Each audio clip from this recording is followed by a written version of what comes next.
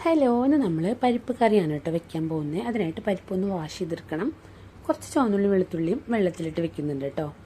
ഇനി പരിപ്പിലോട്ട് കുറച്ച് ഉപ്പിട്ടതിന് ശേഷം വെള്ളമൊഴിച്ച് ഇന്ന് തിളപ്പിക്കാൻ വെക്കാം. കുറച്ച് പുളി എടുത്തിട്ടുണ്ട്. നന്നായി വാഷ് ചെയ്ത് നമുക്കൊന്ന് കുറച്ച് ചൂടുവെള്ളം ഒഴിച്ച് കൊടുക്കാം കേട്ടോ. നന്നായി നീര് കിട്ടും. ഇനി പരിപ്പൊന്ന് സെറ്റാക്കി കൊടുക്കണം. ഇനി പരിപ്പ് വെന്തതിന് ശേഷം അതിലോട്ട് പുളിയുടെ നീരൊന്ന് ഒഴിച്ച് കൊടുക്കാം.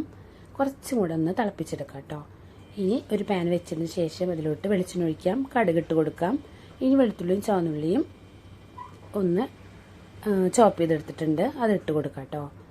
നന്നായി ഒന്ന് ബ്രൗൺ കളറായതിന് ശേഷം മുളക് പൊടി ഇട്ട് കൊടുക്കാം. ആവശ്യമെങ്കിൽ വേപ്പില ഇട്ട് കൊടുക്കാം കേട്ടോ.